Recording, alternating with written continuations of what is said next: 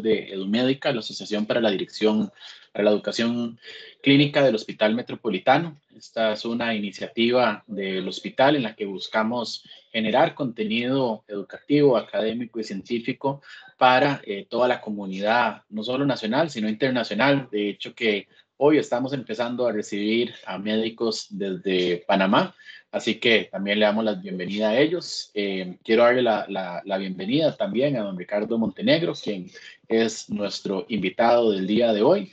Y posteriormente, pues también vamos a tener un espacio, un foro de preguntas para todos los que se están conectando y a cómo vaya surgiendo la conversación. Antes de darle la palabra a don Ricardo, me gustaría contarles un poco de lo que hace EduMédica. EduMédica se dedica a diseñar eventos en alianza con otras organizaciones o también como parte del ecosistema de la División Salud del Grupo Montecristo. Y dentro de esto, este viernes, ¿verdad? Aprovechando que hoy tenemos un tema hematológico oncológico, tenemos el Simposio de Oncología del Hospital Metropolitano. Es el 5º año consecutivo que lo hacemos. Y el tema va a ser avances en el tratamiento en cáncer de hígado, vías biliares y páncreas. Vamos a tener a especialistas que vienen de Estados Unidos, de México y de otras partes de Latinoamérica, así como un panel de médicos especialistas de Costa Rica. La agenda empieza el viernes a las 3 de la tarde con el doctor Adolfo Ortiz. Luego tenemos al doctor Warner Alpizar, la doctora Isabel Barrientos y al doctor Adrián Agüero. Y después del coffee break, a las 5 de la tarde, tenemos al doctor David Kwon de Estados Unidos. Y tenemos también a la doctora Mónica Meneses de México, a la doctora Laura Cisneros de México, al doctor Guillermo Strait de Argentina, para finalizar con un foro, un cierre y luego una cena. Y el sábado empezamos a las 9 de la mañana con la doctora Patricia Herrera, con el doctor Eduardo Sáenz, nuevamente el doctor David Kwon de Estados Unidos, la doctora Vanessa López de Costa Rica, y posteriormente hay un brunch. Vamos a tener también a los doctores Ángel López y Álvaro Villalobos y Alejandro Blanco para terminar en torno a las 2 de la tarde en un simposio que promete estar cargado no solo de temas y de conocimientos, sino que esperamos que sea un foro de intercambio de bastante valor para ustedes. Les voy a estar enviando más información en el chat. Asimismo, comentarles de que esta charla va a quedar grabada y les invito a que se conecten a la plataforma de EduMédica en YouTube, donde tenemos más de 32 videos con las diferentes charlas que hemos tenido. Y de hecho, la última que subimos fue la del doctor Andrés Biernik, nuestro director general del Hospital Metropolitano, hematólogo, oncólogo, y justamente era sobre cómo evaluar a pacientes con mieloma múltiple. Así que creo que esta charla y la charla que dio el doctor Biernik se pueden complementar bastante bien. Sin más por el momento, me gustaría darle la bienvenida al doctor Ricardo Montenegro Chávez, hematólogo y adicionalmente presidente de la Asociación Costarricense de Hematología. Don Ricardo, muchísimas gracias por acompañarnos la noche de hoy y sobre todo por el interés que ha tenido desde hace varias semanas en tener este evento y el acercamiento que ha tenido tanto con el Centro de Cáncer y Hematología del Hospital Metropolitano y con EduMédica. Buenas noches, y más bien muchísimas gracias. Muchas gracias. Gracias a usted, don Alejandro. Contar con el beneplácito del doctor León de Meservil y el doctor Biernik es para mí muy agradable. Y quiero comentarles que el mieloma múltiple, de cuando yo estudiaba hace unos añillos, desgraciadamente era signo de muerte. Y muchas veces incluso lo que diagnosticábamos era gente que lo que le ofrecíamos era lo que en esa época era un estilo de cuidados paliativos. Pero dichosamente la ciencia ha evolucionado y este retrato en realidad lo que quiere representar es como que ya lo que nosotros creíamos haber edificado alrededor del mieloma múltiple ya es muy antiguo y ha evolucionado muy rápidamente hacia condiciones mucho más favorables para los pacientes. Entonces, complementando con lo del doctor Biernik, pues recordemos que es una enfermedad hematológica maligna. Sin embargo, los mielomas múltiples tienen ahora una serie de características que nos permiten poder identificar mejor su proliferación clonal, sus proteínas y la disfunción orgánica en estadios mucho más tempranos que anteriormente. Entonces, si vemos aquí la imagen de la derecha, Okay. Doctor, perdón, es ¿sí? que como yo compartí pantalla, se perdió que usted estuviera compartiendo pantalla. ¿Puede volver a compartir pantalla, por favor? Bueno. Muchas gracias. Con gusto.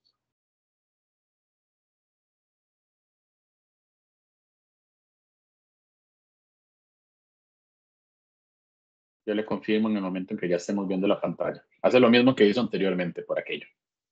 Sí. Pues, ¿qué hora se me perdió? Vamos a ver.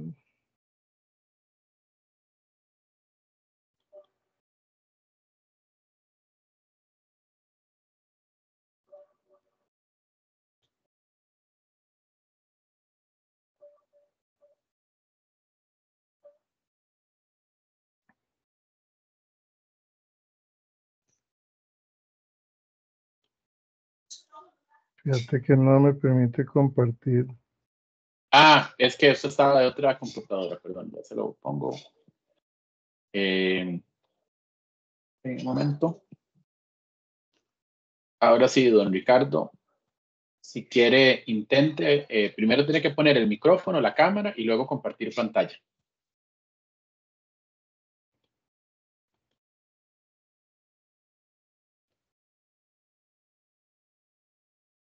Okay, ya veo la cámara, ya veo el micrófono y ahora sí debería compartir pantalla, ¿correcto? Sí, lo que pasa es que no me permite. Vamos a ver cómo le hacemos. No sé si salirme y volverme a registrar. No, debería, porque lo hicimos antes con la otra cuenta en la que estaba conectado. Déjeme ver un segundito. Déjeme ver, a ver si... Un segundito.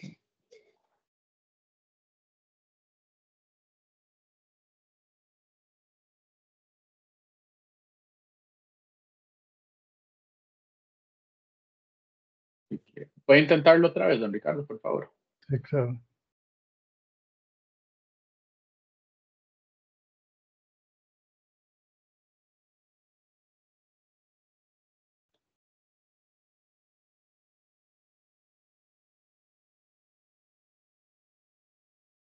Fíjate que me sale pantalla, ventana o pestaña. Sí, puede poner pantalla, no hay problema.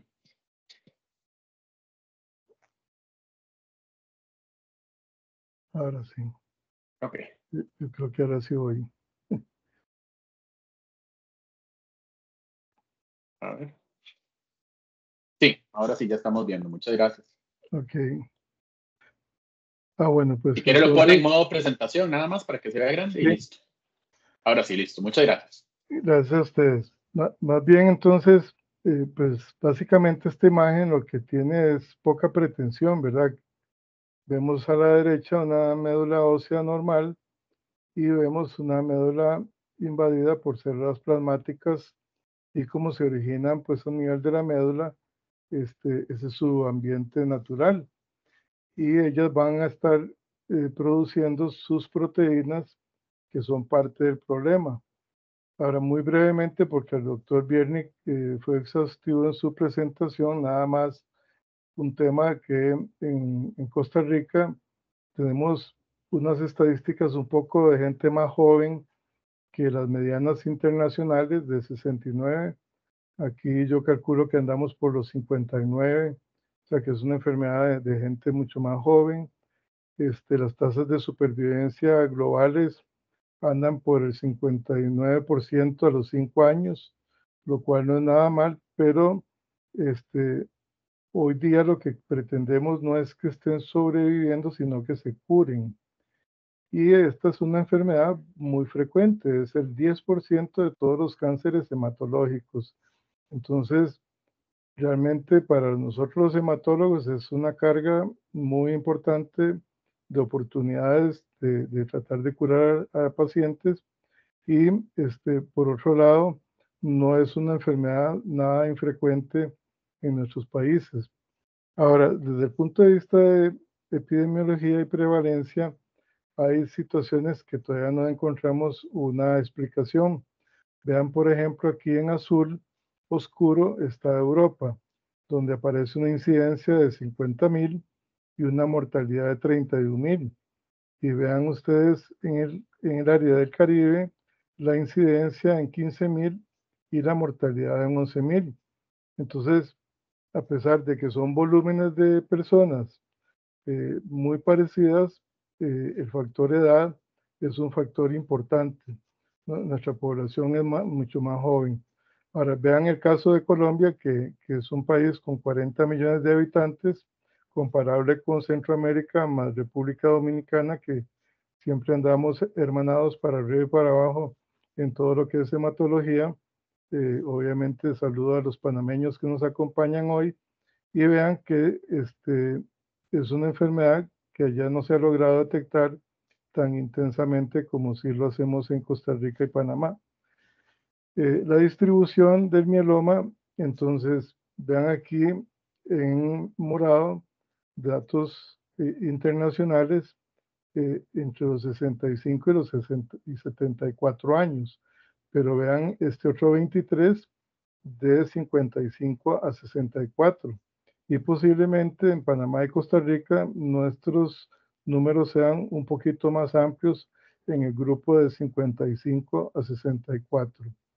Ahora, la etiología, pues se ha buscado mucho en la etiología, se ha invertido procurando encontrar, pues, por decirles, como si fuera encontrar un antídoto, ¿verdad? Que si los carbamatos y los organoclorados en las zonas agrícolas aumentan la prevalencia de la enfermedad, pues tratar de que no se usen esos productos. Sin embargo, eh, vemos mucha gente que nunca ha trabajado en las zonas agrícolas, sobre todo en las áreas metropolitanas, tanto en Panamá como en Costa Rica.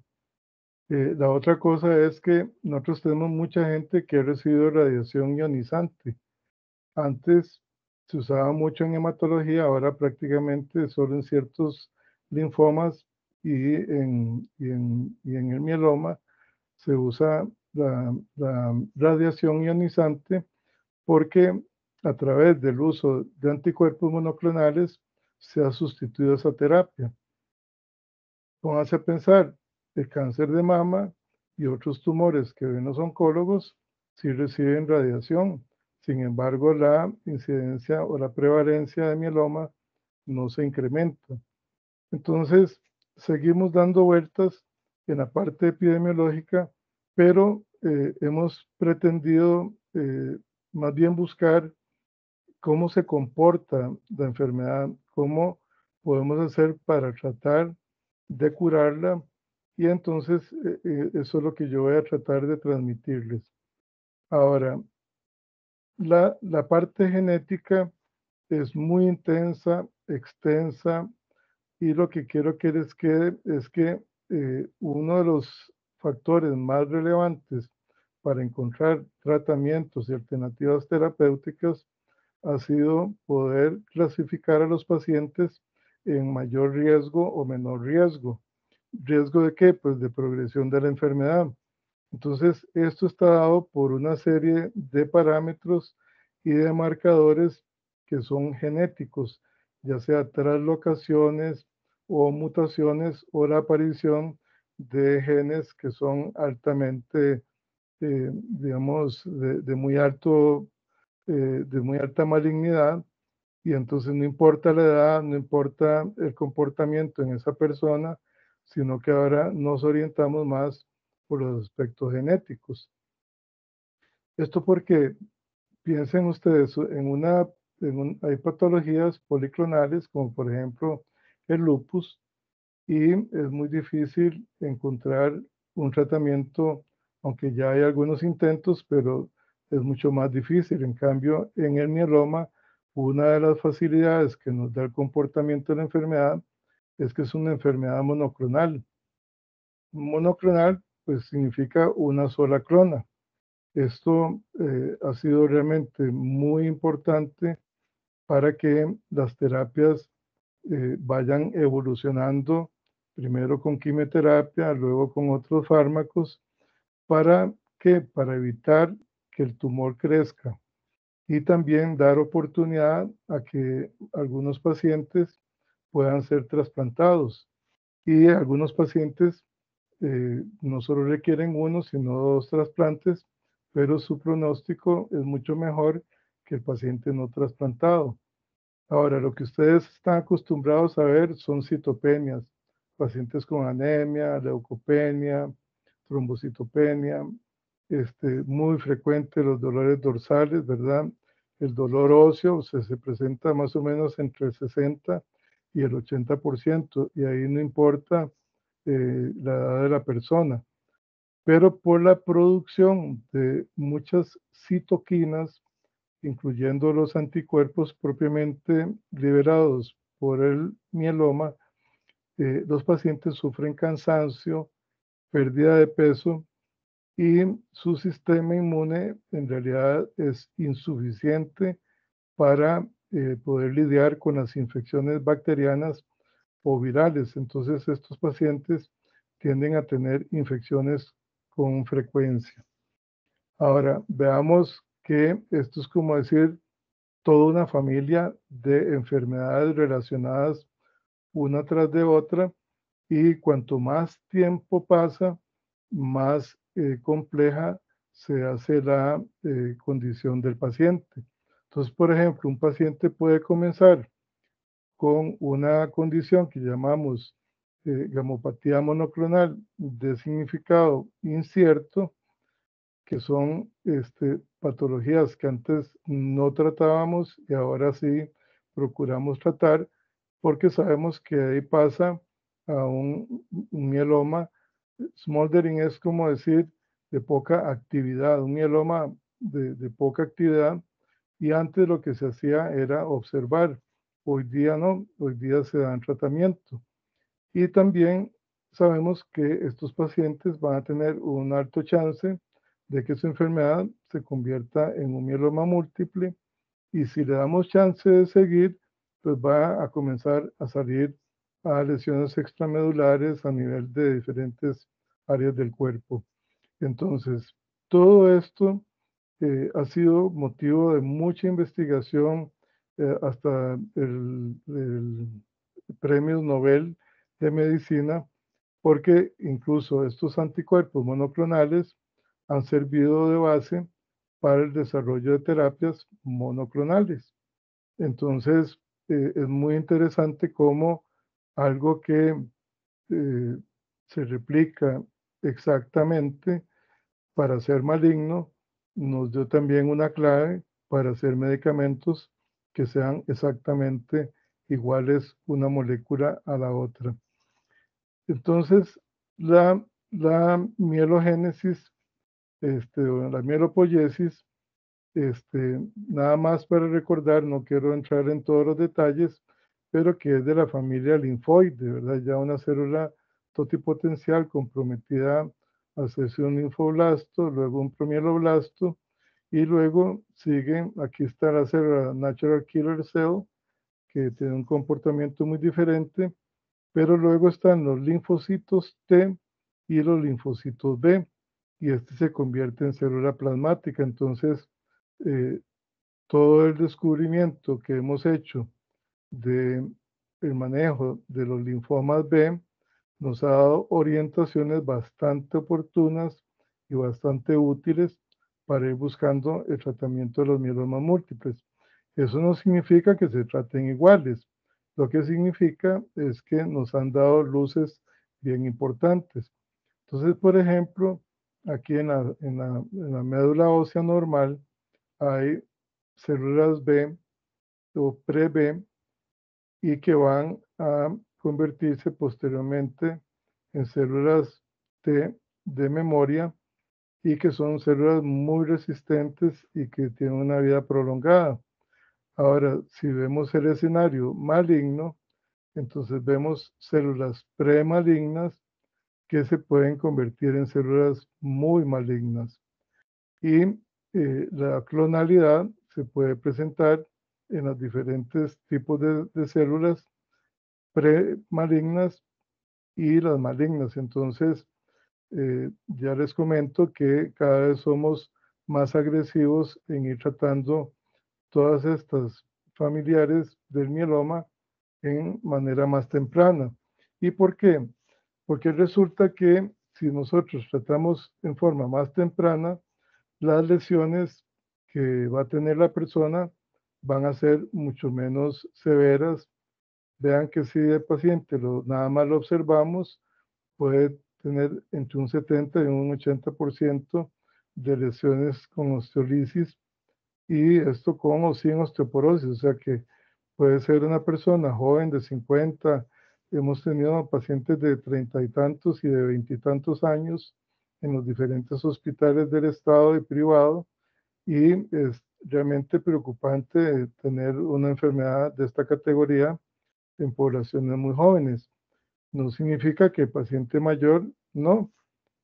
Piensen ustedes, la mayoría son jóvenes, pero de sus papás pueden andar entre los 70 y los 80 años. Entonces yo quisiera que a mí me dieran las oportunidades de tratamiento si alguien me hiciera el diagnóstico de mieloma. Así que pensemos que cuanto más temprano le hagamos el diagnóstico y menos afectada esté la persona, hay menos chance de que tengan lesiones irreversibles, como por ejemplo la compresión de las vértebras, que solo con cirugías muy complejas se puede tratar de modificar. También otro aspecto que es muy importante es la disfunción a nivel renal y las neuropatías y radiculopatías. Ahora, desde el punto de vista de infecciones, estas células van a producir anticuerpos, pero son anticuerpos que no son lo suficientemente eficaces para poder combatir las enfermedades. Y en sí, todo el sistema inmune va a tener una respuesta inadecuada. Por lo tanto, estos pacientes, si tienen daño renal, van a tener mayor frecuencia de infecciones del tracto urinario, mayor cantidad de pielonefritis, infecciones respiratorias, específicamente neumonías atípicas. Esto nos puede servir incluso cuando no se ha diagnosticado al paciente, como para ponernos muy atentos y tratar de encontrar a estos pacientes en la comunidad. Otro problema que da la alta producción de inmunoglobulinas es la hiperviscosidad. Sin embargo, esta hiperviscosidad está dada por inmunoglobulinas del fenotipo IgA, eh, más frecuentemente que IgG. Así que entonces la evaluación de un paciente con mieloma cada vez se va haciendo más simple desde el punto de vista de búsqueda de maneras de diagnosticar el paciente, porque lo buscamos en la orina, lo buscamos en la sangre, lo buscamos en su historia clínica. Vean que, por ejemplo, un problema que tienen estos pacientes es que con frecuencia hacen trombocitopenia y también pueden hacer trastornos de coagulación. Por ejemplo, pueden hacer un comportamiento como una hemofilia secundaria. También pueden hacer una enfermedad que no sé si se acuerdan, pero se llama enfermedad de von Willebrand. Y esta es una enfermedad de von Willebrand, pero adquirida. La que hemos estudiado normalmente es la hereditaria. Esto entre varios trastornos de coagulación. Entonces, esta tabla nada más la pongo para que vean que conforme, si dejamos pasar que una gamopatía monoclonal de significado incierto se convierta en un mieloma de baja actividad o smoldering mieloma, puede pasar al mieloma y ahí ya el tratamiento es mucho más complejo. Así que estos conceptos de observación van a depender del tipo de comportamiento que tenga individualmente el paciente. Ya prácticamente en mieloma múltiple no nos preocupa tanto el grupo, sino como la individualización y también cuánto daño orgánico tiene la persona, porque eso lo hace más propenso o menos propenso para ser tratado o para ser trasplantado. Así que nuestra misión es tratar de encontrarlos en el estadio más temprano posible. Y el Grupo Internacional de Trabajo del Mieloma, que es la IMWG, tiene estos trastornos para cada uno de los trastornos de las células plasmáticas. Entonces, en la patología llamada gammopatía monoclonal de significado incierto, las células circulatorias tienen que estar en menos de un 10% y tienen que ser clonales. En el mieloma de baja actividad se encuentran más de 10% de células clonales y lo mismo en el mieloma. Ahora, como les digo, esto está evolucionando, entonces concentrémonos en que el mieloma ha ido cambiando dramáticamente en cuanto a su terapia y hay una serie de recomendaciones para el diagnóstico temprano y poder ubicar bien al paciente. No se preocupen de enviar a los servicios de hematología a pacientes en los que ustedes sospechan un mieloma porque es preferible que el paciente no lo tenga a que el paciente se quede en la comunidad. Entonces, recuerden que hay algunos acrónimos que nos pueden servir. CRAB, que viene de cangrejo, entonces es hipercalcemia, insuficiencia renal, anemia y lesiones óseas. Desgraciadamente aquí tenemos que hacer una mezcla de como anglicismos y un spanglish, pero bueno, ahí todos nos vamos entendiendo al fin y al cabo. Ahora, vean qué interesante, las lesiones puede ser una única lesión lítica que ya la hagamos en una radiografía o en una tomografía computarizada o en un estudio por PET-CT que normalmente se usa para valorar otras patologías neoplásicas. Ahora, la anemia se pretende que el paciente realmente tenga un nivel de anemia, digamos, con 10 gramos por decilitro, hasta eh, eh, 2 gramos por decilitro en condiciones ya realmente críticas. Pero vean qué importante la función renal. Los pacientes que tengan menos de 40 y de aclaramiento endógeno de creatinina, pues son pacientes que pueden hacernos pensar, o pacientes que sin tener una historia de infecciones o pacientes que no son diabéticos o hipertensos, nos pueden hacer pensar en esta condición. Y la hipercalcemia es una condición bastante infrecuente. Entonces, si un paciente tiene 11 miligramos por decilitro o más de uno por arriba de la línea basal, pues eso nos debe hacer pensar que este paciente hay que seguirlo o tratar de evaluarlo, y si estamos en un EVAIS, tratar de buscar la mayor cantidad de pistas para poder diagnosticar la enfermedad. Ahora, el sistema SLIM básicamente es para ver los criterios de los biomarcadores de malignidad.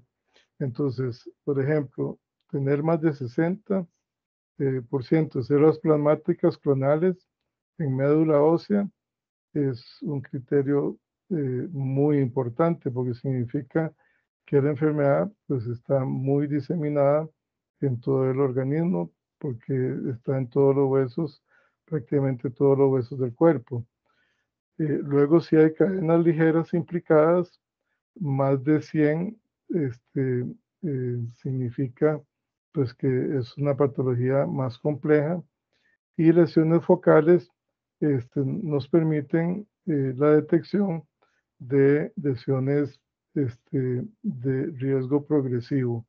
Entonces, todos estos factores son realmente de uso práctico. No tienen ustedes que hacer todo el estudio porque son muchas pruebas, posiblemente incluso algunas que las quieran o las puedan hacer a nivel privado, no importa. En realidad muchas de ellas ya han ido bajando en cuanto al costo y nos dejan a nosotros pues las pruebas que son más complejas.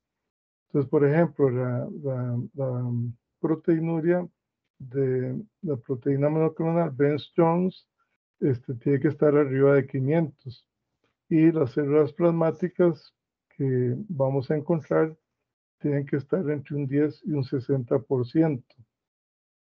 También ahora conocemos más la amiloidosis. Yo me imagino que ustedes cuando estudiaron amiloidosis tampoco consideraban que era una patología frecuente. No les voy a decir que es algo frecuente, pero sí es una patología que hoy día se puede tratar y es parte de la familia, digamos, de los mielomas y las gamopatías monoclonales. Entonces, las gamopatías monoclonales están divididas en secretoras hasta llegar a las leucemias de células plasmáticas, que quiere decir que tenemos una inmensa cantidad de células plasmáticas en sangre, más o menos un 20% de células plasmáticas en sangre. Ahora, esto es lo que más me interesa, que ustedes comiencen a ver cuál es la revolución que se ha producido en los últimos años. Entonces ahora podemos dividir a los pacientes en riesgo estándar y alto riesgo.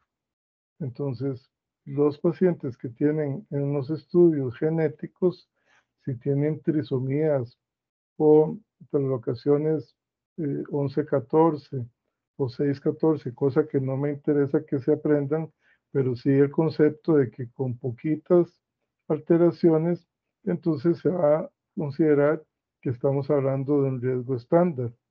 Ahora, si las anomalías genéticas son múltiples o incluyen la mutación del P53 o la ganancia del 1Q o de lesión del 17P, junto con otras anomalías, pues ya nos va a poner en un estadio muy alto.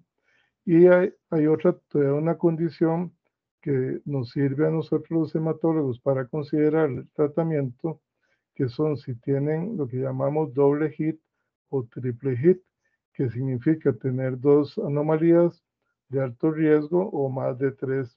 O sea, es como decir, una suerte alterada, pero menos alterada que el paciente del triple hit, porque ya con tres o más alteraciones, pues es un paciente de alto riesgo.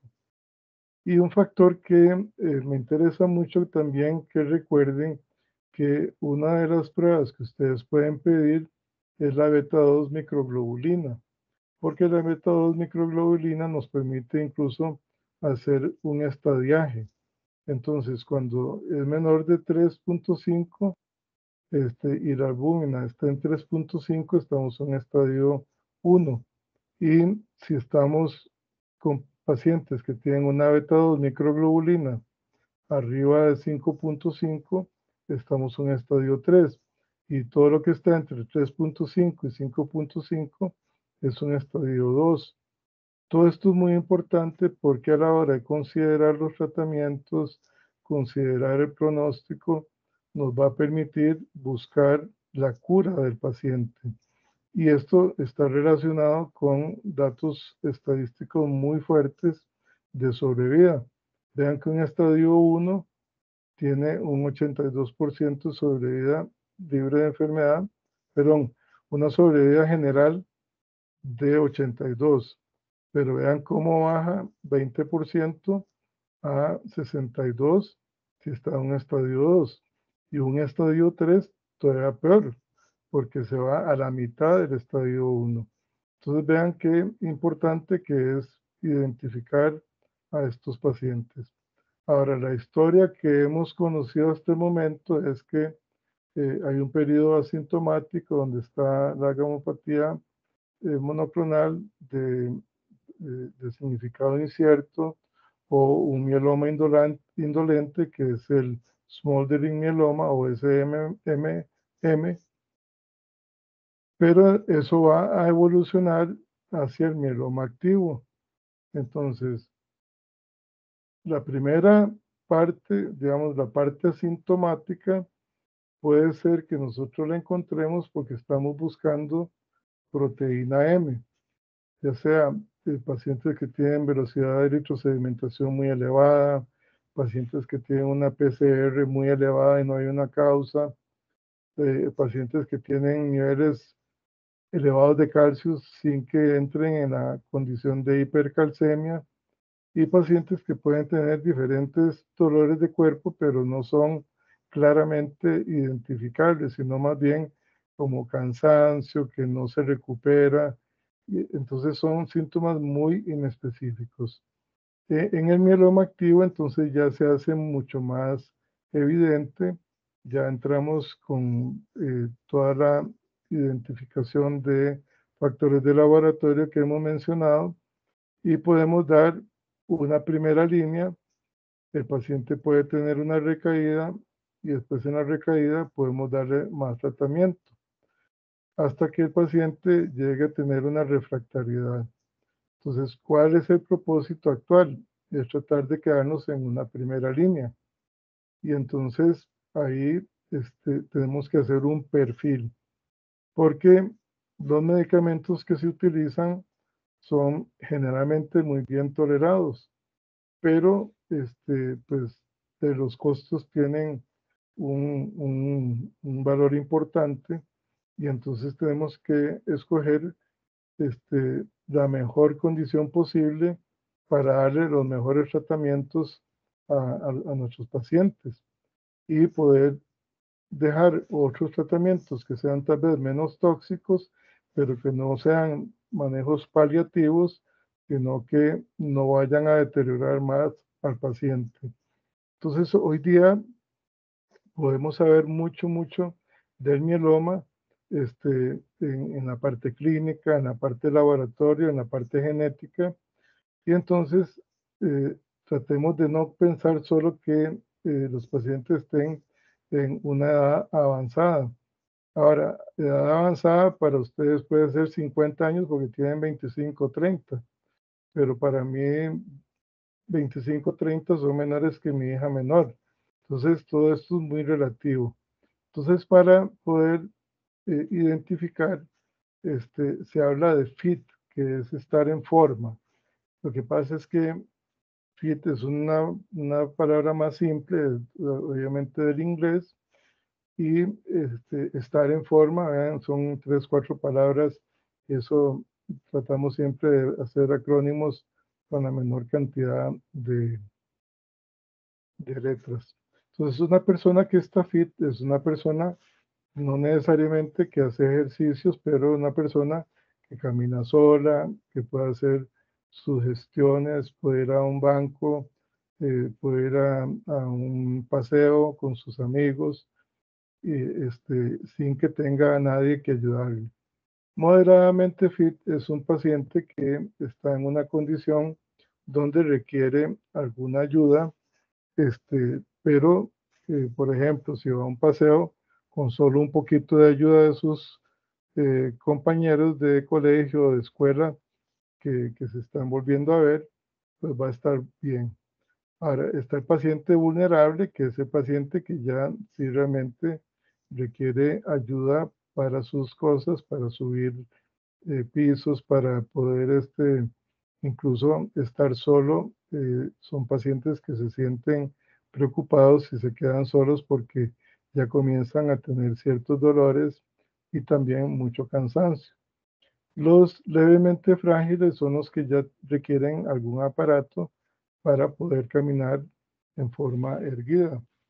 Y luego están los pacientes moderadamente frágiles, en que están ya requiriendo otro tipo de aparatos, como por ejemplo andaderas.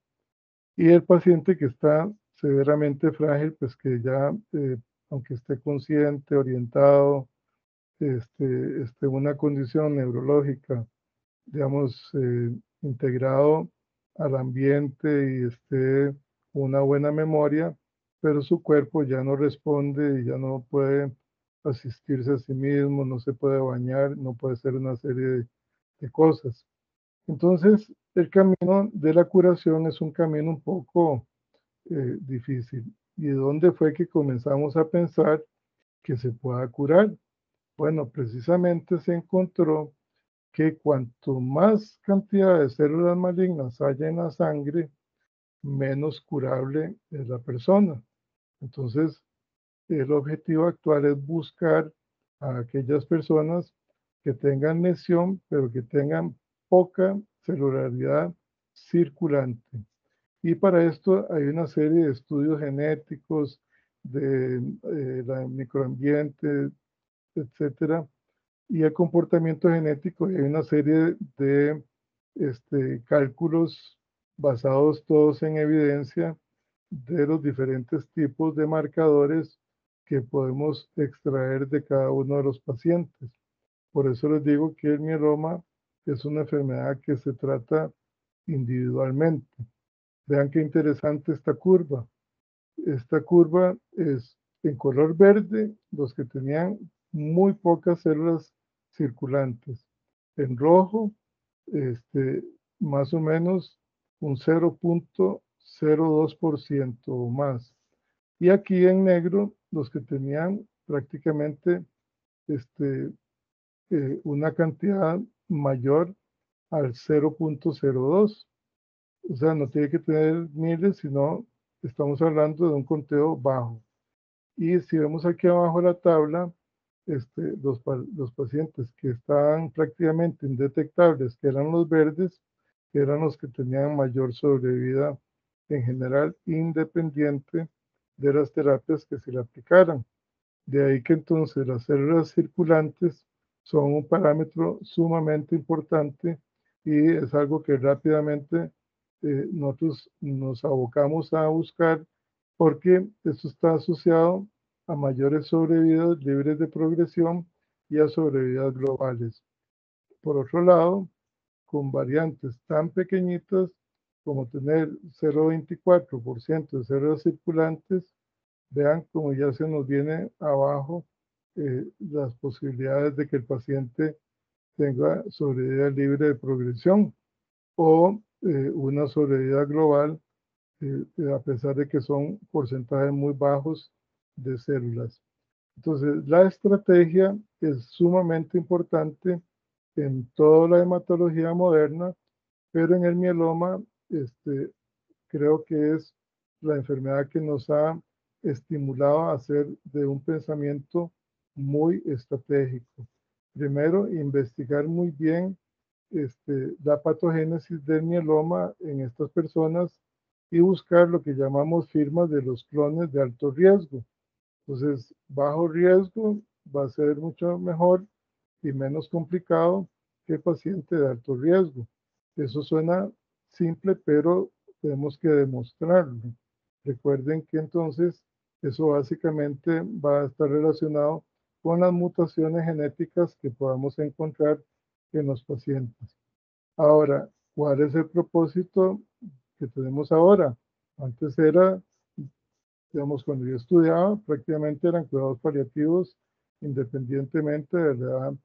Ahora, ustedes cuando estudiaban ya se hablaba de muchos tratamientos eficaces, pero ahorita, en este momento del 2024, nuestro propósito es erradicar todas las células tumorales.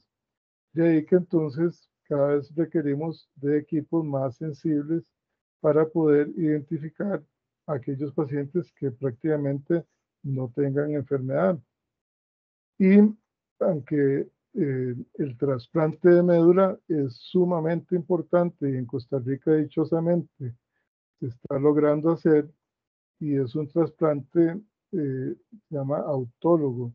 Significa que al paciente se le estimula la médula con filgrastim y esta persona se le recogen las células madre normales y se le vuelven a administrar por vía endovenosa y después de un aislamiento que puede ir desde los 15 hasta los 70 días, eso varía de persona a persona, hasta que ya vemos que la médula está implantada sobre una ausencia eh, quimio- dada por quimioterapia y por radiación, por decirlo en términos muy simples, la médula quedó ausente y podemos trasplantar.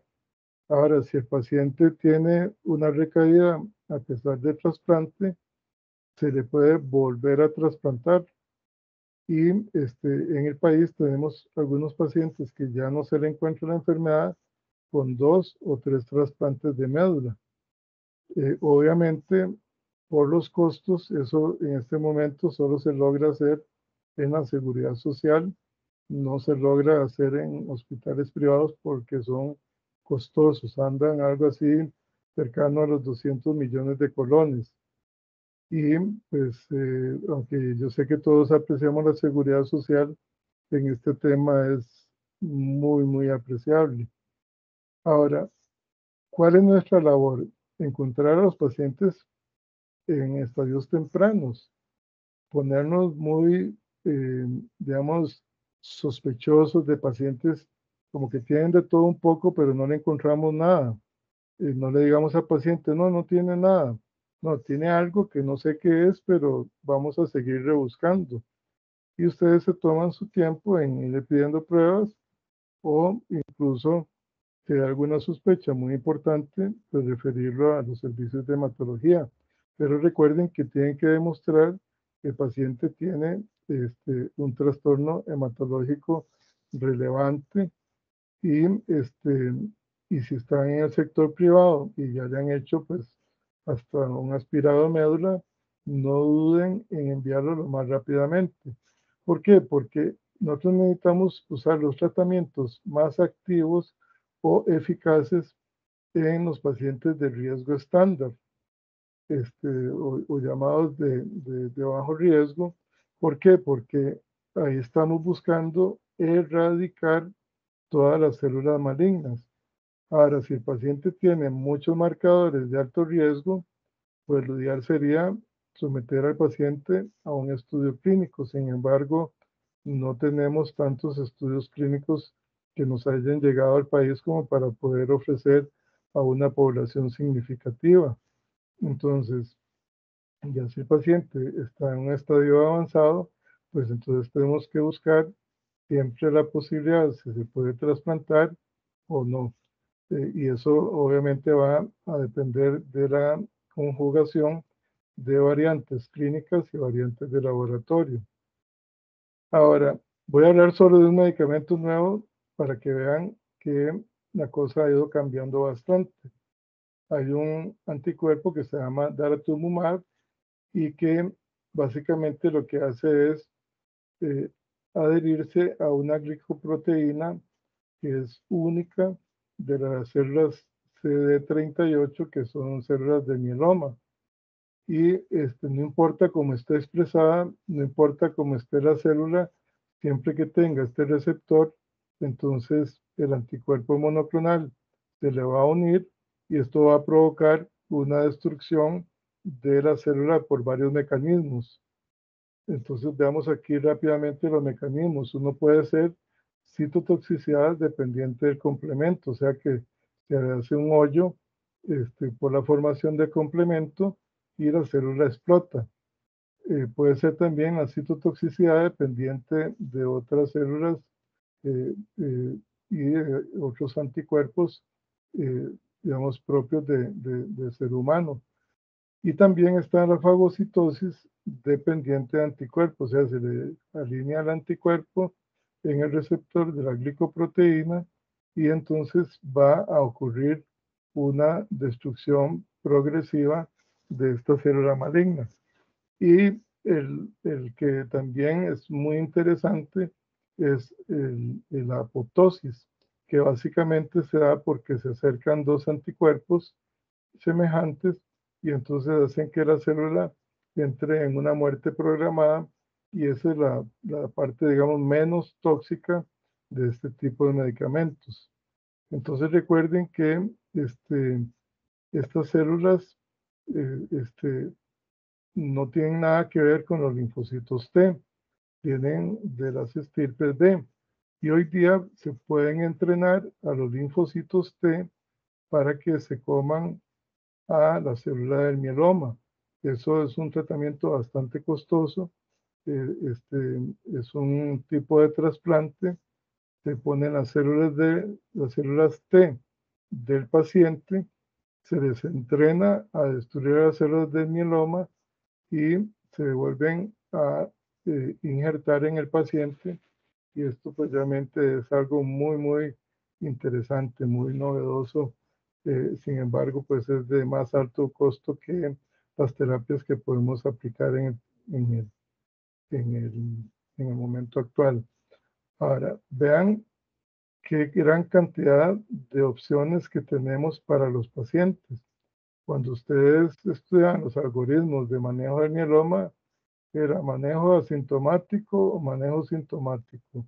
Pero ahora podemos incluso pensar, perdón, en pacientes menores de 65, 70 años que estén en buen estado o pacientes incluso que tengan más de 65, 70 años y que tengan alguna morbilidad.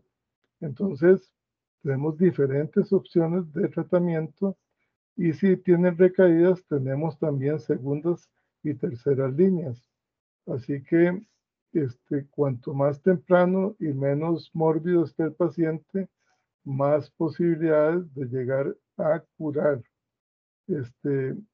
En la práctica, de un ejemplo del registro colombiano, el 60% de los pacientes no eran elegibles.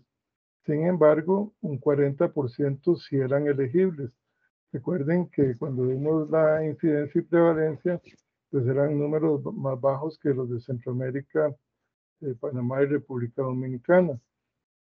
Pero hoy día sabemos que son semejantes. Tal vez no tenemos el dato exacto, pero hay un 40% como un número que me gustaría que recuerden de pacientes que sí son susceptibles a trasplante. Y estos pacientes que son susceptibles a trasplante, si tienen enfermedad residual, se pueden volver a trasplantar, que esto es un concepto interesantísimo, porque, por ejemplo, si un paciente le hacen un trasplante de corazón y hay un rechazo de corazón, realmente se hace muy difícil hacerle 2 o 3. Y aquí no estamos hablando de rechazo, sino que no logramos erradicar al 100%. Ahora, vean qué interesante. La sobrevida de los pacientes está llegando a números muy significativos, digamos, entre 5 y 8 años, sin hablar de todas las opciones que podemos ofrecerle al paciente. Sin embargo, estos 5 o 8 años son pacientes con enfermedad. Y lo que estamos procurando hoy es de hacernos de la idea de que los pacientes se pueden curar y ya curar para que nunca más vuelvan a sufrir esta enfermedad. Entonces, hay muchos estudios donde generan protocolos que son los que aplicamos. Los nombres no me interesa tanto que se los aprendan, sino más bien la indicación, ¿verdad? Que dependiendo de la condición en la que está el paciente, podemos ir buscando diferentes combinaciones y el daratumumab, en base al estudio Sirius, se puede usar en pacientes incluso que les han dado 3 líneas de tratamiento previas. O sea que eh, como es un anticuerpo que se va a adherir a la célula maligna y la va a matar de diferentes maneras, ya sea por el llamado de otros anticuerpos del organismo o por el llamado hacia el sistema de complemento, vamos a lograr que este medicamento pueda darle la eficacia que el paciente pueda necesitar. Y también hay otros 2 estudios donde al menos han tenido 2 tratamientos previos. Entonces, veamos por dónde vamos. En este momento podemos pensar que si desaparecemos las células, vamos a curar al paciente, ¿verdad? Entonces, nosotros estamos arriba viendo apenas la parte alta del iceberg, pero con la biología molecular podemos ir profundizando hasta buscar la curación. Ahora, ¿cómo se correlaciona con la masa tumoral? Pues como ustedes bien lo deben de haber pensado, cuanto menos masa tumoral o más temprano, más chance de curación y de curación de por vida, o sea que ya nunca más vuelvan a tener esta enfermedad. Ahora, sí les quiero hacer ver que a la hora de hablar de esta patología, más que nunca, el concepto de que lo barato sale caro es importantísimo, porque los tratamientos de primera línea son más costosos que los de segunda o tercera línea cuando no tenemos opciones de tratamiento. Entonces, hay que utilizar lo mejor al principio, no dejarlo para después y utilizar lo más eficaz porque es lo que nos va a ayudar a buscar una curación. Y un concepto que se usa mucho en diferentes áreas de la medicina, que la droga más barata es la que cura al paciente, ¿verdad? Porque hay fármacos que son altamente costosos, pero si el paciente se va a curar, al final resulta más barato que tener al paciente hospitalizado, que tener al paciente con grandes infecciones de vías respiratorias, gastrointestinales o de vías urinarias, policonsultante, deteriorado, fracturado con fracturas patológicas. Eso lo podemos evitar en el grado en que el paciente se le erradique toda la clona maligna.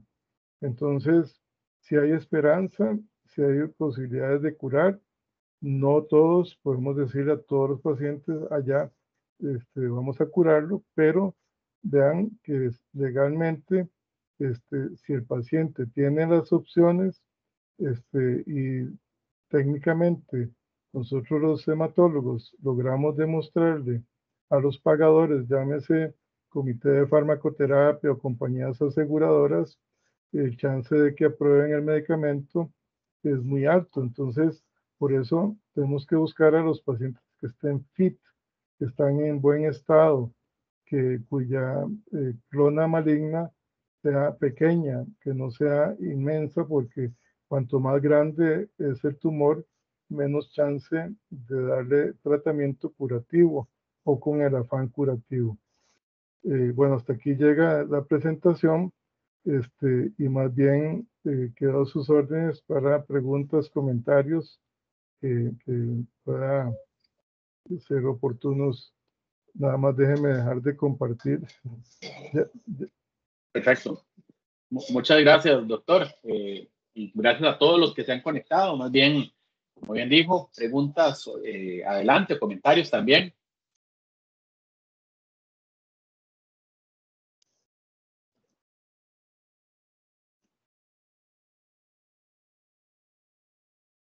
Hablé ahí.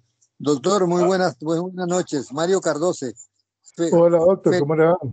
Felicitaciones, felicitaciones. Una preguntita que le voy a hacer. Sí, Cuando hablamos con los nuevos anticuerpos monoclonales, la posibilidad, teniendo todas las perspectivas en orden, la posibilidad de curación, ¿en qué porcentaje es arriba de los 70 años? Vea, en realidad, nosotros hablamos de curación cuando la terapia que vamos a administrar a los 10 años tiene entre un 40 y un 50% de mantener a la persona libre de enfermedad. En pacientes de 70 años se puede lograr. Precisamente ese es el mensaje que me interesa que quede, que no podemos descartar a las personas por su edad, ni tampoco vamos a descartar a ningún paciente. Sin embargo, si un paciente está muy deteriorado con un mieloma de muy alta malignidad, pues va a ser bastante difícil en pensar en curación.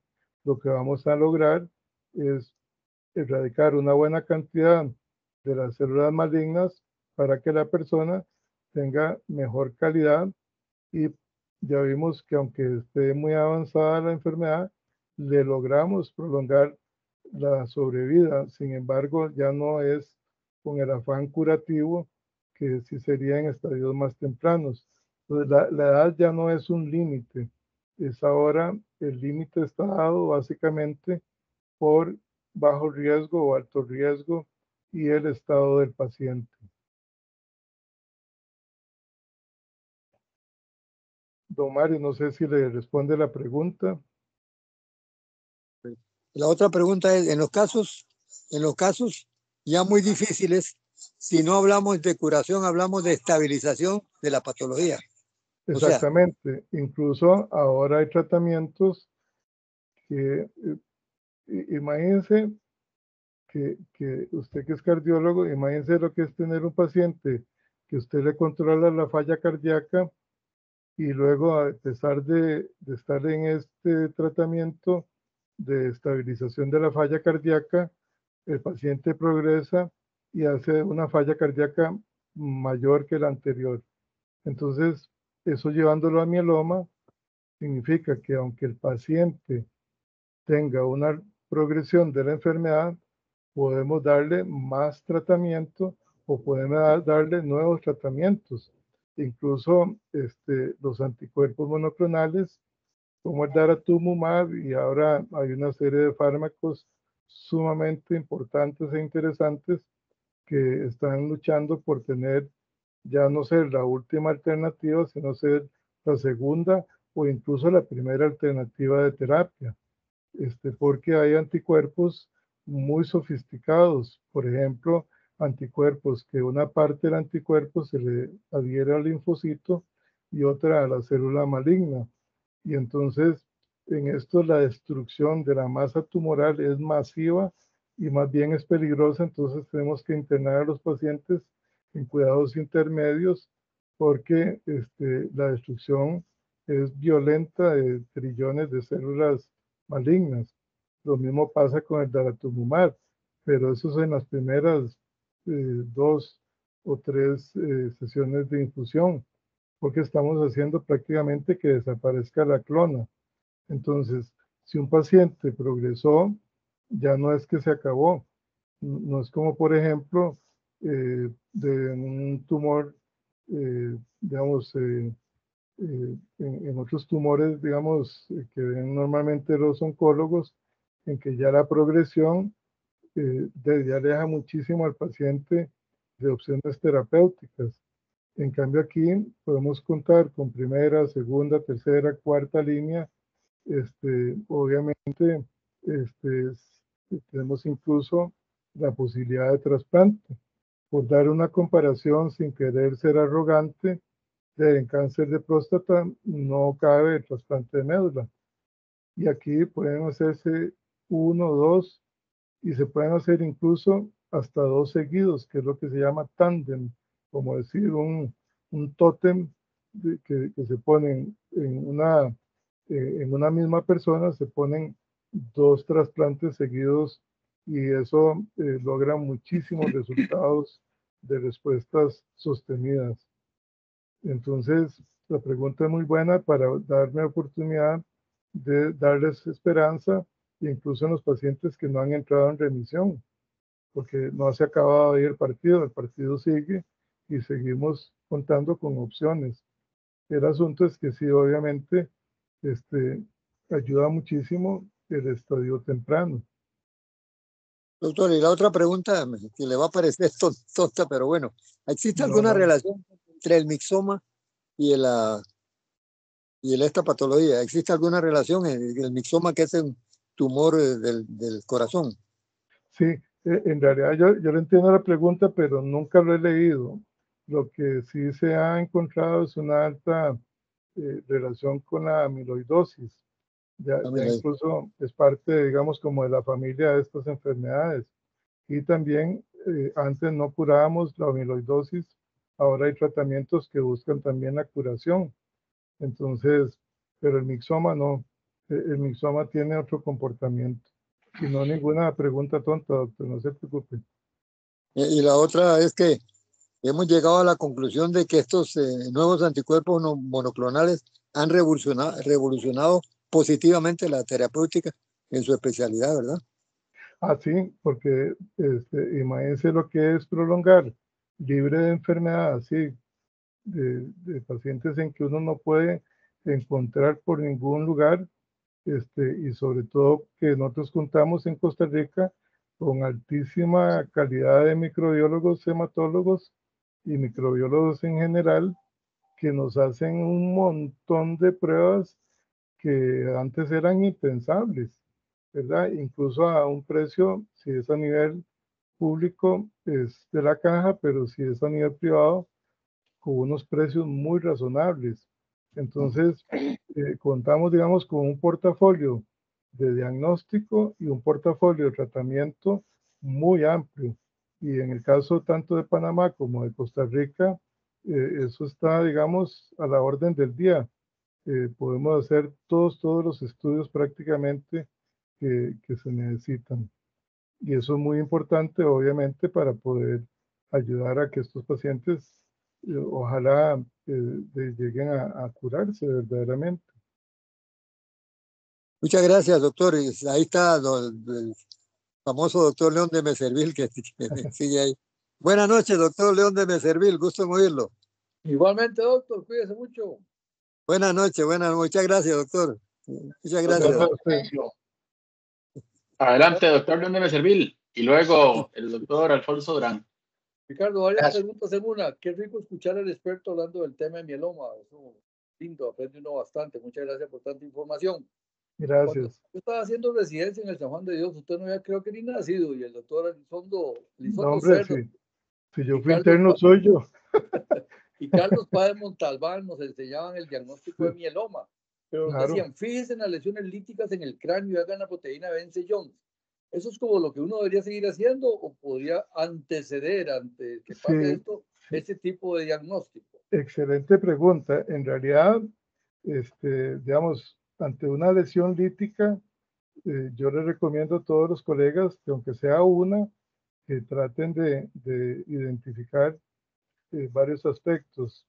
No todos los pacientes van a tener anemia si tienen solo una lesión, pero muchos pueden tener proteinuria y pueden tener la proteinuria de Benz-Jones. Lo que pasa es que no todos los pacientes con mieloma hacen proteinuria de Benz-Jones. Entonces, buscar, por ejemplo, velocidad de eritrosedimentación muy elevada, PCR muy elevadas en un paciente que no tiene un estado séptico o que no está, digamos, bajo una condición clínica que uno diga está disociado esta velocidad tan alta en un paciente en que no le encuentro tanta enfermedad como para justificarlo. O una PCR, digamos, de 2 dígitos o 3 dígitos, donde no hemos encontrado prácticamente apenas un incremento, digamos, de la creatinina. Entonces, estos pueden ser pacientes que si le hacemos un estudio más profundo, específicamente pedir una electroforesis de proteínas, nos puede saltar ahí el pico monoclonal. Y esta prueba hoy día a nivel privado es bastante manejable, ¿no? Creo que anda por los 100.000 colones. No es que sea regalada, pero es bastante seguro y le van a dar exactamente incluso cuál es la proteína IgA o IgM o cualquier otra proteína que vaya a tener el paciente, pero predominan por frecuencia la IgA. Entonces ya con eso ustedes pueden referir al paciente a un servicio de hematología. No hay que esperarse a que el paciente tenga, digamos, todos los hallazgos y obviamente en hematología, ahí sí ya se cuenta todavía con un portafolio mucho más amplio de la parte genética, que es la que nos va a ayudar a dar los factores no solo diagnósticos, sino los factores pronósticos.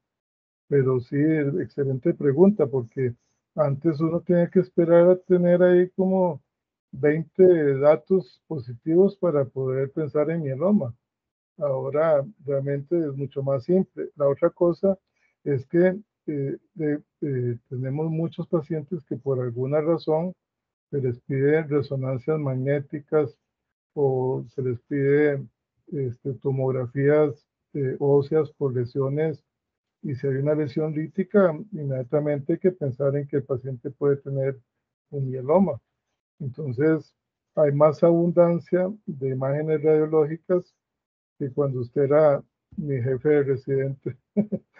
Y entonces, sí, la pregunta es muy buena porque todo esto ha florecido y se ha ampliado, y de ustedes en el hospital tienen de todos los métodos de diagnóstico, y en otros hospitales privados también, de tan alta categoría y tan alto nivel de sensibilidad como los que puede contarse en la medicina de seguro social. Entonces, el llamado es a no dejar pasar estos pacientes, porque podemos estar sacando del grupo de pacientes que tal vez iban a progresar y verlos en estadios todavía más tempranos. No sé si le Ricardo, responde. me respondiste perfecto. Ricardo, cuando pusimos un paciente con enfermedad de Crohn, gracias a Dios, la primera vez que pusimos infliximab con TNF, lo tenían cuidados intensivos para ponérselo, porque la literatura decía que los efectos adversos eran muy importantes. En este caso, ¿tu inmunomodulador se puede poner en la casa o tiene que ponerse en el hospital? Excelente pregunta, porque en los primeros 2 ciclos prácticamente vamos a erradicar la clona. Entonces sí va a haber mucha toxicidad, pero no es por el medicamento, sino por la destrucción de la célula maligna, donde va a expulsar a la circulación todas sus citoquinas y todas sus organelas. Entonces todo eso puede provocar una insuficiencia renal o puede provocar un síndrome de lisis tumoral, o incluso puede provocar un pulmón de shock. Entonces lo que se hace es que en esas se puede hacer el tratamiento más despacio, mantener muy bien hidratado al paciente, medir la volemia, medir la diuresis. Por eso yo propongo que sean cuidados intermedios, no requieren cuidados intensivos obligatoriamente, pero bueno, eso también quedaría al criterio del médico si considera que el paciente lo pueda necesitar. Pero ya a partir del tercero o cuarto, en el mundo se usa por vía subcutánea.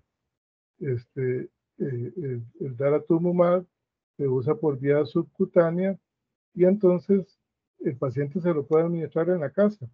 Digamos, en Europa, en Estados Unidos, ya los pacientes, y es parte del beneficio fármaco-económico de contar con estos fármacos, que ya el paciente no se tiene que hospitalizar, nada más tiene que ir a controles para ver si todavía hay enfermedad residual. Y eso realmente era impensable hace pocos años, todavía, digamos, hace 10 años era impensable tener un tratamiento subcutáneo para un mieloma. Ricardo, usted es una persona muy inteligente, muy bien preparado, recibió bien en la Universidad de Costa Muchas Rica, gracias. trabajó para la institución Caja, trabajó para la industria farmacéutica. Y decime, ¿ves el Hospital Metropolitano, jefiado por el doctor Andrés Biernig, un extraordinario hemato-oncólogo, haciendo trasplantes autólogos? ¿Lo ves o no lo ves? Porque Yo creo que sí, porque ustedes han logrado una ampliación de la infraestructura y tienen un personal muy bien capacitado. Yo creo que en unos 3 o 4 años estarán ya listos para poder hacer trasplantes autólogos. Sí, porque hay un partner que se llama el Hospital Fargo en North Dakota, que han estado viniendo para, junto a Andrés, tratar de montar un programa. Entonces, Sí. me parece que los pacientes se verían beneficiados. Claro, ustedes también tienen un grupo de microbiólogos muy buenos, tienen un buen banco de sangre. Entonces, todos esos son elementos que se tienen que tomar en cuenta, porque el paciente hay que aplaciarlo, ¿verdad? Y darle sus propias células totipotenciales. Y hay pacientes que después del trasplante, yo conozco pacientes que en 15 días ya tienen una buena cantidad de médula y se pueden egresar con cuidados, ¿verdad? No es que va a ir a los festivales musicales, pero no son pacientes que tienen que estar eternamente hospitalizados. Y ustedes pueden bloquear una cama de unas habitaciones grandes que tienen, sobre todo las más nuevas, y ahí perfectamente el paciente puede comenzar hasta su terapia muscular, en fin, digamos, al principio pues prácticamente no se le puede dar entrada a los familiares para que no se vaya a infectar. Y lo que es costoso pues es la ropa desechable y la comida estéril. Pero por ejemplo la sangre irradiada, digamos, los glóbulos rojos irradiados, uno puede mandar a siglo XXI, al centro de radioterapia siglo XXI, puede mandar hasta 11 bolsitas de sangre recién extraída, y por $1.500 se la irradian y quedan totalmente libres de granulocitos. Entonces yo pienso que sí, el país cada vez presenta, tanto a nivel estatal como a nivel privado, más facilidades. Aquí el asunto es que sí consume tiempo y hay que dedicarle tiempo de enfermería, tiempo de microbiología, tiempo de medicina, que es un tiempo que se convierte en un retorno a la inversión, porque estos pacientes van a sobrevivir por muchos años, ¿verdad? Entonces, el pagador, ya sea la persona o un seguro o el seguro social, cada vez va a querer tener más chances de utilizar estas terapias, y como te comentaba, se pueden hacer incluso 2 seguidos. Por ejemplo, paciente que ya a los 15 días tiene su médula eh, florecida, se egresa, se hacen una serie de evaluaciones y se vuelve a ingresar y se vuelve a trasplantar. Entonces, en cosa de 2 meses, ya el paciente ha recibido 2 trasplantes y tienen unas sobrevidas de curación, ¿verdad? Imagínate, si fuera un paciente de 70 años, como preguntaba el doctor don Mario, puede ir a los 80, digamos, si tuviera 70.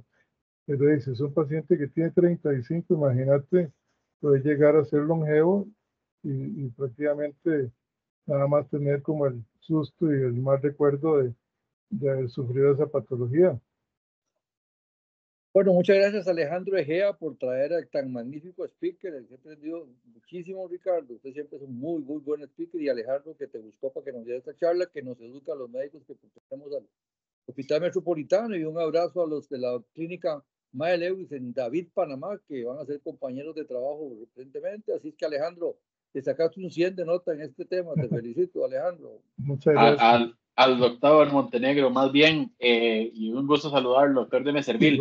Voy a darle la palabra al doctor Alfonso Durán y luego leo las preguntas que tenemos en el chat para ir en orden.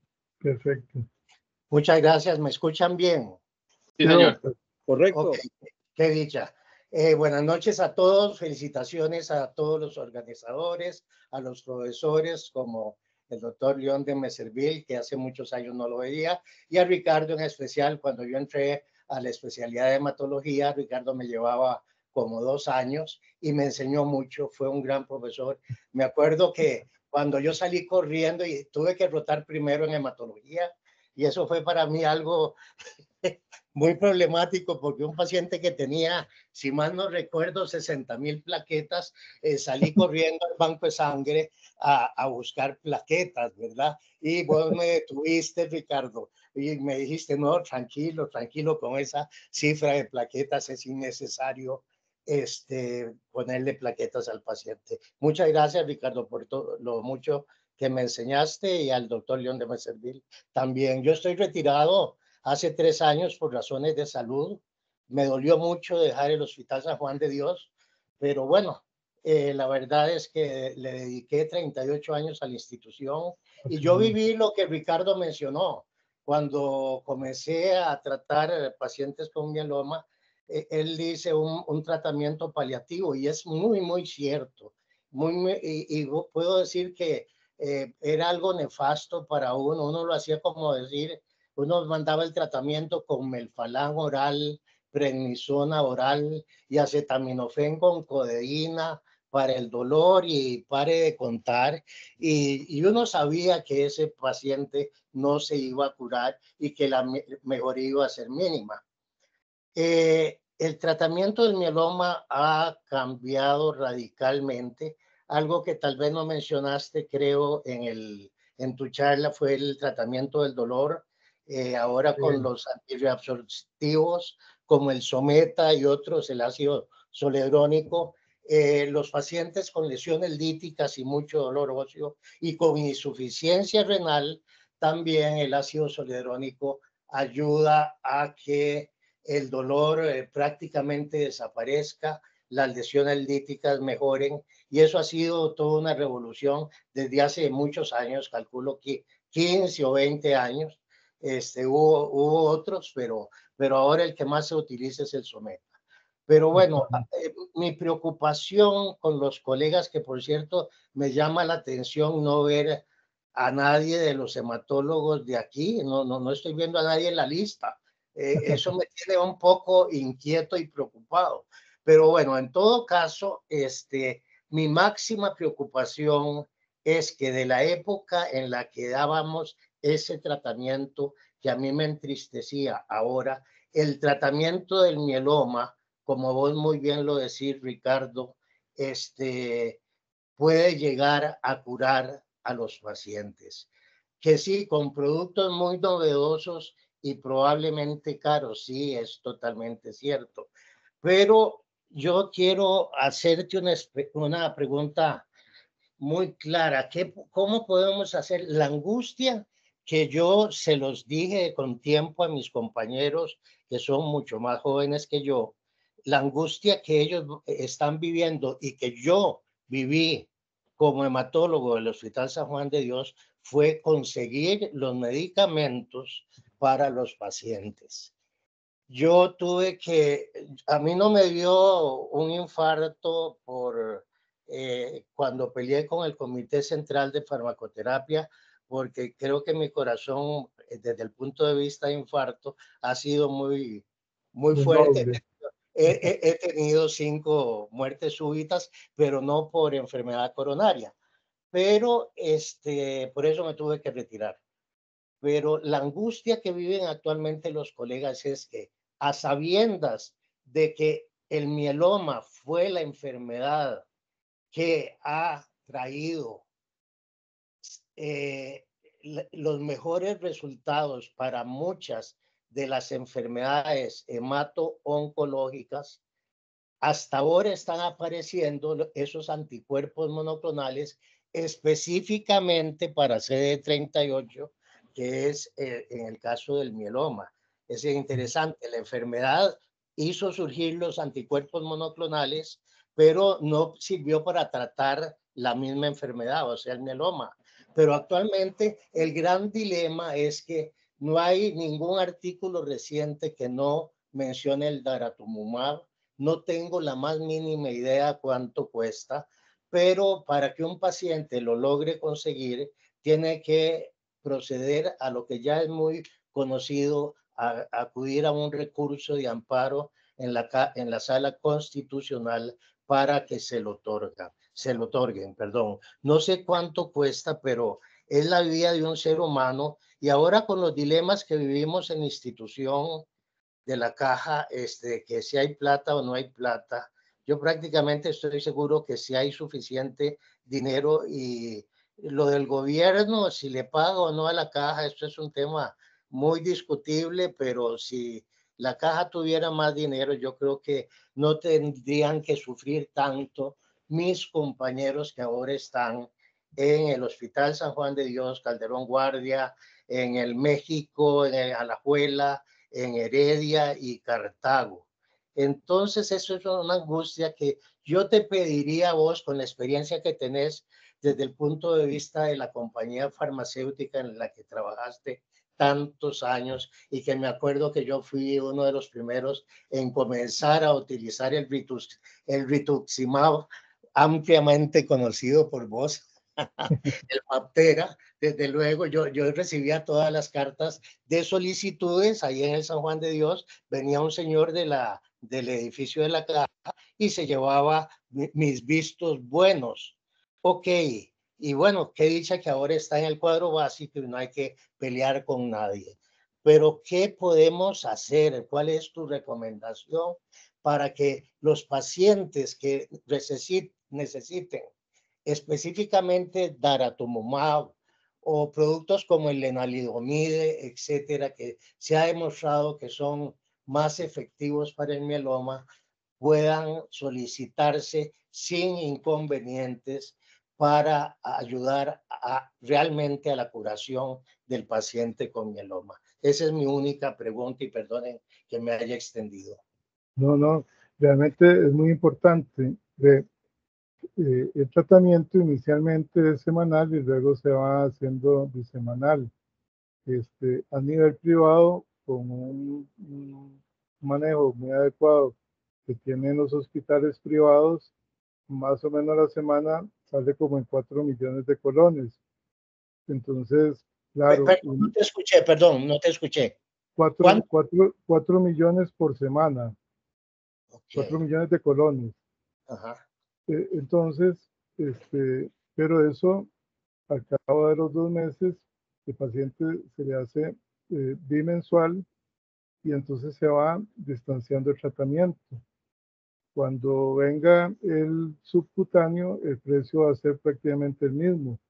Entonces el paciente incluso tendrá la libertad de no tener que ir al hospital para que le pongan el medicamento por vía endovenosa. Entonces hay que hacer un trabajo, digamos, no muy arduo, pero sí muy preciso, de que hay una serie de beneficios farmacoeconómicos. Aparte de que estos pacientes, cuando responden, van a responder por periodos muy prolongados y van a estar muy bien. La otra cosa que a la institución le interesa es hablar de tratamientos limitados en el tiempo, que eso también la ciencia está tratando de encontrar cuáles son como los mínimos periodos de tratamiento.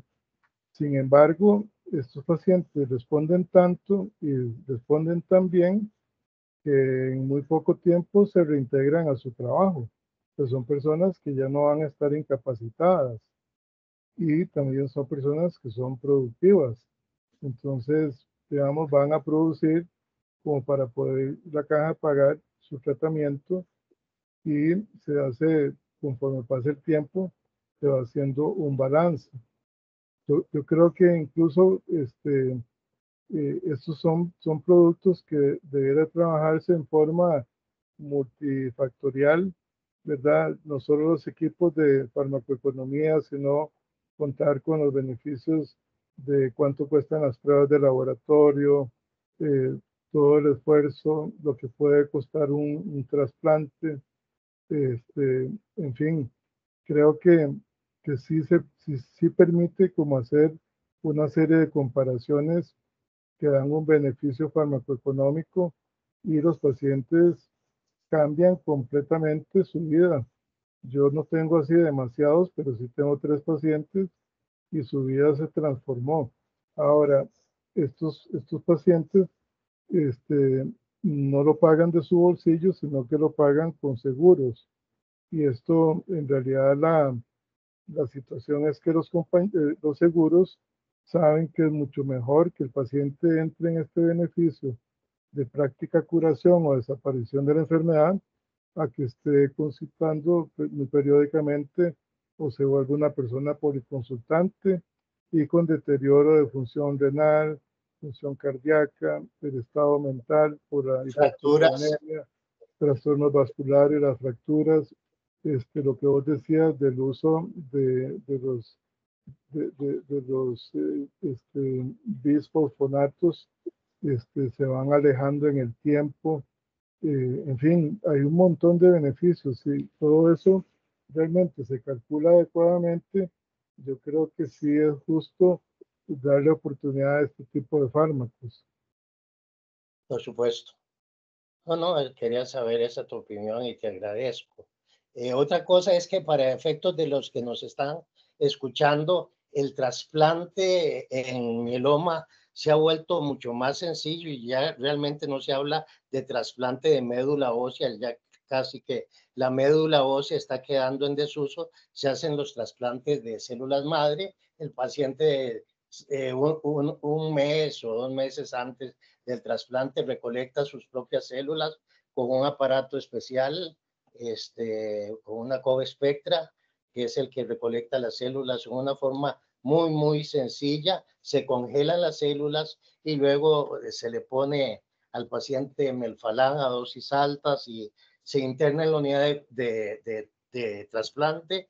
Y bueno, ahí luego vienen los problemas, pero en general las complicaciones del paciente con mieloma durante el trasplante realmente son mínimas, casi siempre mínimas. E incluso ha habido experiencia en el San Juan de Dios de que se han hospitalizado pacientes no en la unidad de trasplante, sino en el salón, cosa que a ustedes los puede sorprender, pero han evolucionado en forma muy satisfactoria.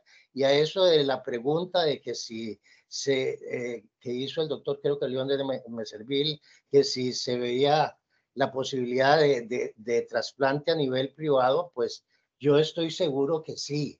Mi respuesta sería que sí. En realidad el paciente, a diferencia de la leucemia aguda, que es otro capítulo, Sí. El paciente con mieloma se recuperan incluso teniendo 0 glóbulos blancos después de la quimioterapia de inducción, 0 glóbulos blancos, incluso no se infectan. Y una vez que recuperan con factores de crecimiento el número de glóbulos blancos, se van para la casa rápidamente, de tal forma que pueden durar 2, 3, poniéndole mucho, 1 mes hospitalizados, a menos que tengan complicaciones más serias. Así que eso ha sido la experiencia. Yo creo que la ciencia nos lleva por caminos muy buenos y muy seguros. Sí. Creo que cada vez la seguridad social quiere utilizar protocolos de tratamiento para buscar mayor certeza y mayor igualdad, digamos, de resultados en los diferentes hospitales. Y eso yo lo veo con muy buenos ojos porque realmente ya la ciencia no nos permite usar las frases antiguas de que en mi experiencia, bueno, en mi experiencia muy interesante, pero eso es un nivel 4 de información, sí. ¿Verdad? Ahora todo está basado en estudios aleatorizados, medicina basada en la evidencia. Exactamente. Entonces yo pienso que dichosamente Costa Rica y especialmente Panamá, porque nos acompañan también colegas panameños, estamos en una posición de buscar curación de patologías que antes solo lográbamos hacerlas crónicas. Y solo para comentarles, ya se acerca, creo que ahora en unos 15 días le van a dar la licencia al primer tratamiento para leucemia aguda, mieloide y linfoide por vía oral. Entonces, son cosas que realmente son totalmente, digamos, maravillosas. Y esto, como vos decías, de tener anticuerpos monoclonales, incluso cuando existía el rituximab, nosotros decíamos, qué lata que no le sirve el mieloma, porque le podríamos dar, pero no sirve. No sirve. Pero ahora ya más bien hay 2 y posiblemente 3 anticuerpos monoclonales, con lo cual, en el grado en que podamos usarlo en estadios más tempranos, porque digamos como se usa en Costa Rica, es como se comenzó a utilizar en Estados Unidos. Eso ahora ha ido cambiando en Estados Unidos, pero toda esa información no ha sido aprobada por el Ministerio de Salud porque es una información compleja. Pero si uno tiene un paciente con un seguro, entonces el tratamiento se puede hacer al estilo de como se haga en Estados Unidos, porque ellos, digamos, se fijan más en la FDA o en Europa. Pero bueno, realmente hablar de seguros privados es una población muy chiquita y yo creo que lo que tenemos que hacer es hacer un muy buen uso de los recursos, de detectar a los pacientes en estadios bien tempranos, porque muchas veces nos pasan frente a los ojos y no los vemos, ¿verdad? Entonces, como tratar de cambiar la refracción de esos lentes del ojo clínico y ponerle más atención a pacientes con cambios que podrían ser tal vez irrelevantes, pero que son sustanciales para poder identificar pacientes en estadios tempranos. Listo. Muchas gracias, don Ricardo, Gracias, por responder Ricardo. esas preguntas. Tenemos 3 todavía. Tenemos al doctor Rolando Loría. Voy a agrupar las 2 preguntas. Esta las responde y luego la de la doctora Viviana Blanco. Entonces, el doctor Rolando Loría, para el trasplante de médula, ¿qué opinión merece el uso de radioterapia de cuerpo entero para lograr la aplasia? Y existen estudios comparativos en supervivencia entre quimioterapia versus radioterapia para lograr esa aplasia. Bueno, grandes estudios no hay y el comportamiento es semejante. Lo que pasa es que, como decía el doctor Duran Forn, es mucho más barato darle Melphalan a dosis altas porque la aplasia es muy rápida. Y, por supuesto, el doctor Loría, que es un excelente radioterapeuta, ellos hacen tratamiento de exposición corporal total, pero no conozco estudios comparativos y me comprometo a buscarlos y se los vamos a enviar, espero, de aquí al lunes próximo. Muchas Por lo gracias. menos, perdón, doctor, por aquello, en mieloma yo no he oído, perdón, no he leído ningún tratamiento con irradiación corporal total.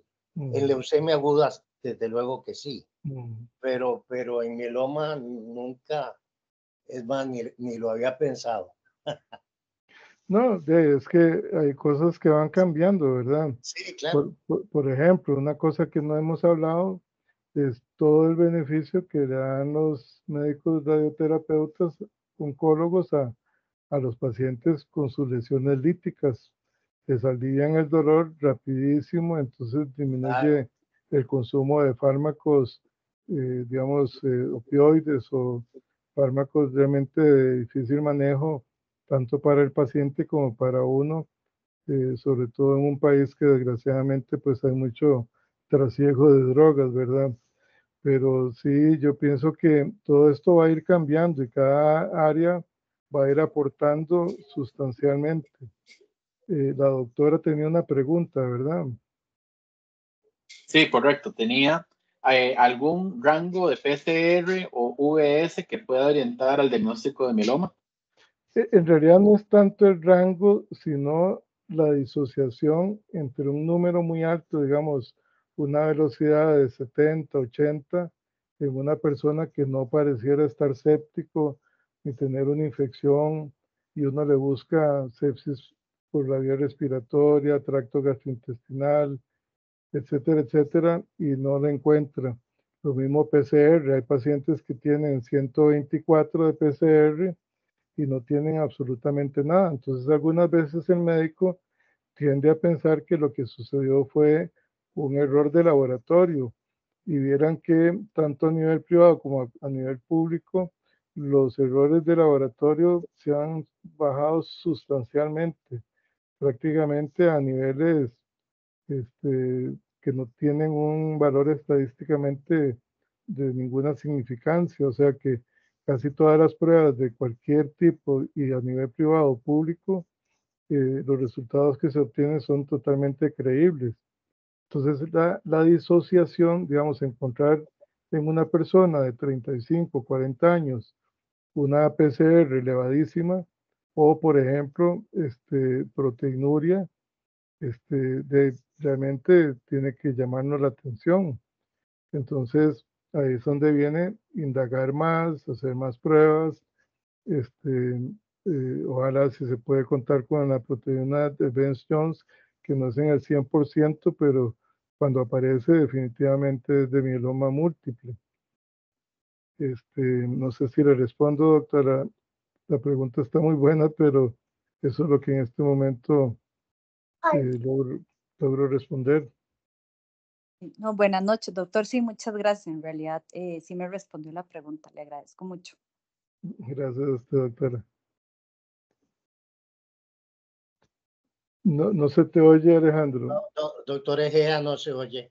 Muchas gracias a ambos. Y doctor Montenegro, muchísimas gracias por esta magnífica charla. Muchas gracias a todos.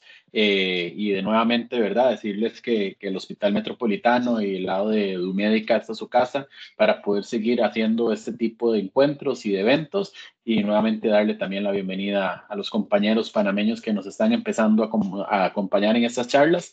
Y bueno, nuevamente invitarles al simposio que tenemos este fin de semana de cáncer.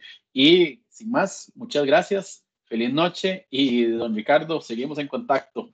Hasta luego. Claro que sí, muchas gracias. Saludos a todos. Muchas gracias, buenas noches. Y gracias, Buenas Alfonso, noches. por tus contribuciones. Gracias, Ricardo, por enseñarnos tanto. Gracias. Muchísimas gracias a todos. Qué dicha, qué linda charlas. Bye. Gracias.